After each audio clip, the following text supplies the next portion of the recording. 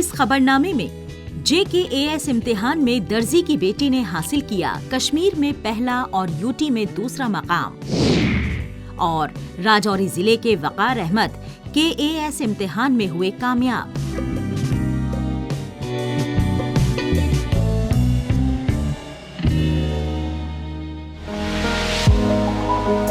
ज़कूरा इलाके की इकरा फारूक भट्ट ने JKAS में 1078 नंबर हासिल किए।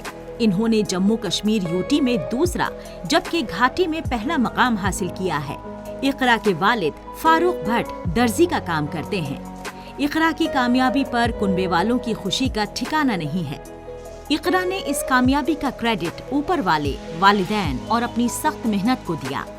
वालिद फारूक भट्ट का कहना है कि वालिदैन को अपने बच्चों पर यकीन रखना चाहिए, बाकी कामयाबी देने वाला अल्लाह है। चैलेंजिंग तो होता ही है क्योंकि ये बहुत ही वास्ट सिलेबस होता है इस एग्ज़ाम के लिए। इतना इजी नहीं है कि कुछ मंथ्स की प्रिपरेशन में आप इस एग्ज़ाम को क्रैक कर सकते हो। इसमें आपको ईयर्स ऑफ प्रिपरेशन लगता है और काफ़ी ज़्यादा जो है आपको मेंटली भी स्ट्रांग रहना पड़ता है और थोड़ा आपको पेरेंट्स का सपोर्ट भी होना चाहिए, फाइनेंशियल सपोर्ट भी होना चाहिए क्योंकि मटेरियल वगैरह भी लाना पड़ता है। और सबसे ज़्यादा जो आपको जो है मेंटल सपोर्ट की ज़रूरत होती है थ्रू आउट द जर्नी। तो उसके लिए जो है मैं अपने पेरेंट्स का काफ़ी ज़्यादा जो है शुक्र करती हूँ। इकरा फारूक ने BSc और MSc हॉर्टिकल्चर कोस्ट शालीमार से किया। 2021 में इन्होंने अपना MSc पूरा किया था। इसके बाद इन्होंने पूरा फोकस सिविल सर्विसेज पर रखा था। 3 साल की तैयारी के बाद इनका दूसरा रैंक आया। इनका ताल्लुक एक आम कुनबे से है। इकरा ऐसी जगह, ऐसे मकाम पर पहुंचना चाहती थी जहां ये किसी की मदद कर सकें। BSc करते हुए ही इन्होंने सिविल सर्विसेज के इम्तिहान की तैयारी करने का जहन बना लिया था। हमें बहुत प्राउड फील है इस टाइम। इसने इतना टफ एग्ज़ाम पास किया और इसका एम भी था और इसने बहुत सारा स्ट्रगल भी किया हर किसी साइड से। और हमें इस टाइम बहुत खुशी है, पूरे ख़ानदान को, पूरे ज़कूरा को इसकी बहुत खुशी है। तो कितनी मेहनत लगी इसको? इसने हार्ड वर्किंग बहुत ज़्यादा की, बहुत ज़्यादा हार्ड वर्किंग इसने की। तो सपोर्ट कितना मिला आपको? पेरेंट्स का इसका बहुत सपोर्ट था। पेरेंट के साइड से इसका बहुत सपोर्ट रहा। पेरेंट्स ने इसका बहुत सपोर्ट किया। तो एज अ गर्ल क्या लगता है आपको कि कितनी अच्छी है? ये हर किसी के लिए है। कोई बोलेगा मेरे लिए ये मैं नहीं कर सकती क्योंकि हार्ड वर्किंग जो कर सकता है उसके लिए ठीक है। इकरा फारूक ने इस टफ एग्जाम के लिए हर रोज 5 से 6 घंटे पढ़ाई की। रिवीजन पर इन्होंने काफी ज्यादा फोकस रखा था।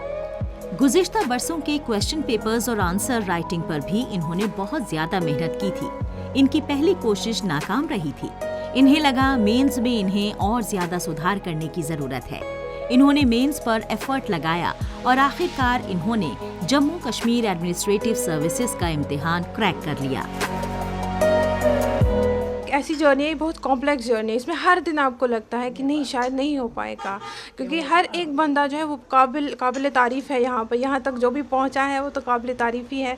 हर एक इंटेलिजेंट है, हर एक हार्ड वर्कर है, अपना एफर्ट दे रहे हैं। तो लगता था कि पता नहीं शायद मैं उतना कॉम्पिटेंट ना हो कि जितने बाकी लोग हैं, शायद वो आगे चले जाए और मैं पीछे रह जाऊँ। ये हर दिन ही होता है, लेकिन आपको डिमोटिवेट नहीं रहना है। आपको डिमोटिवेशन की तरफ जाना ही नहीं है, नेगेटिव थाट्स की तरफ जाना ही नहीं है। बिल्कुल अपना जो है पॉजिटिव थिंकिंग रख के उम्मीद रखनी है, होप रखनी है, इंशाल्लाह हो जाएगा। तो घर वालों ने कभी बोला कि छोड़ो नहीं? नहीं, हमारे घर में ऐसा कुछ नहीं है।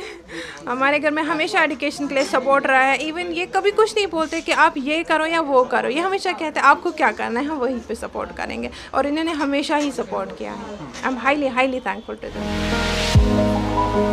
जम्मू कश्मीर के नौजवान civil services, paramilitary, NDA, CDS, खेल, एंटरटेनमेंट, सेहत, फनो-सकाफत, एंटरप्रेन्योरशिप और दीगर शोबों में बुलंदी पर पहुंच रहे हैं। JKAS, UPSC, नीट और दीगर मुकाबला जाती इम्तिहानात में काफी कंपटीशन है। इसमें कामयाब होना आसान बात नहीं है।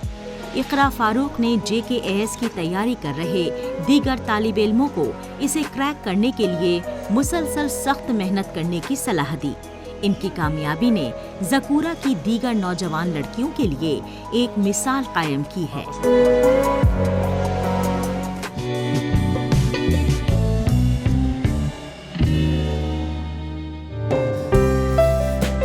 जम्मू कश्मीर के राजौरी जिले के गुर्दनबाला गांव के वकार अहमद ने कश्मीर एडमिनिस्ट्रेटिव सर्विस इम्तिहान में एसटी कैटेगरी में आला रैंक हासिल की। वकार की कामयाबी का सफर चैलेंजेस से भरा हुआ था। बुनियादी तालीम के लिए ये अपने गांव से 7 किलोमीटर पैदल सफर करके स्कूल पहुंचते थे। वकार ने बताया इन्हें KAS एग्जाम में कैसे मिली कामयाबी। ये बड़ा अनएक्सपेक्टेड था मेरे लिए, क्योंकि लास्ट टाइम में 21 में जब 1 नंबर से रहा था तो ST में ही मैं रह गया था। फिर दूसरी बार भी मैं बहुत कम नंबर से तो एक जो है होप तो नहीं था इतना ज़्यादा कि हो जाएगा, लेकिन इस बार ST में फर्स्ट रैंक आया तो ये बड़ा अनएक्सपेक्टेड था मेरे लिए।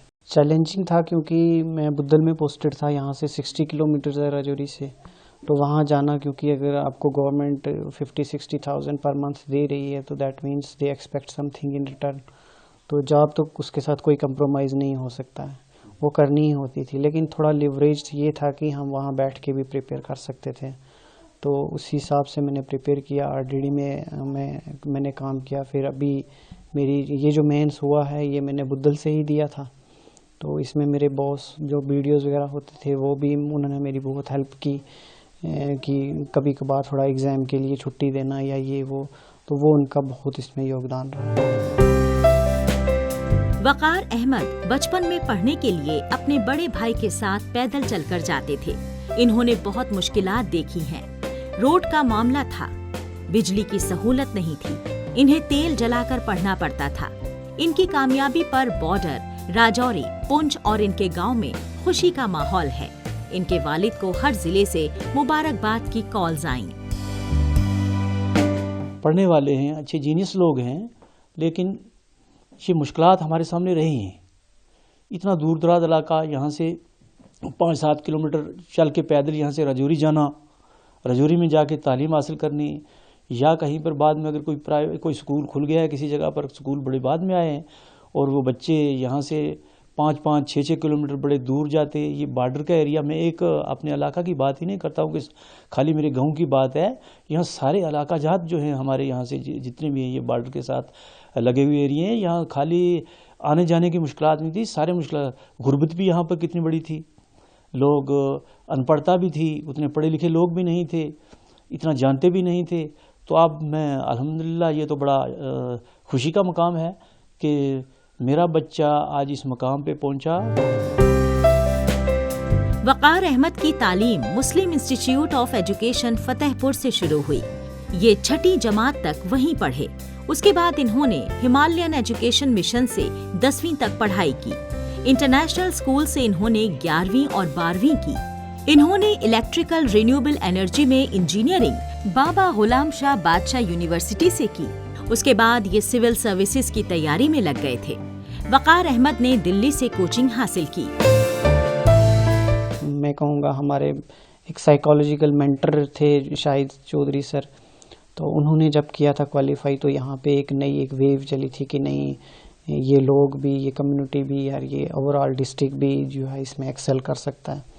तो जब उन्होंने किया था उसके बाद फिर शाह फैसल सर थे उससे पहले, क्योंकि उनका ऑप्शनल था उर्दू लिटरेचर, तो उन्हीं उसी टाइम इंस्पायर होके उर्दू का भी एक चला था, मेरा भी ऑप्शनल उर्दू लिटरेचर ही था। मैंने इससे पहले भी UPSC की तैयारी भी साथ साथ मेरी चल रही है। मैंने एक बार 22 में मैंने मेंस लिखा था, उसमें मेंस में मैं ड्रॉप हो गया था। इस बार फिर से मैंने मेंस लिखा है IAS का, तो उसका रिजल्ट अभी दिसंबर 2024 में आना है। सो लेट्स सी क्या होता है। Waqar Ahmed rural development department में as a panchayat account assistant नौकरी कर रहे हैं। इनके पास पंचायत सेक्रेटरी का चार्ज है। ये ब्लॉक डूंगी में पोस्टेड हैं। इन्होंने सख्त मेहनत की है। इनका लिस्ट में 50वां रैंक है। इन्होंने 2021 में JKAS का फर्स्ट अटेम्प्ट दिया था। ये फाइनल सिलेक्शन लिस्ट में 1 नंबर से रह गए थे। 2022 में ये 31 मार्क्स से रह गए थे। ये मुसलसल डटे रहे और इस बार इन्हें कामयाबी मिल ही गई।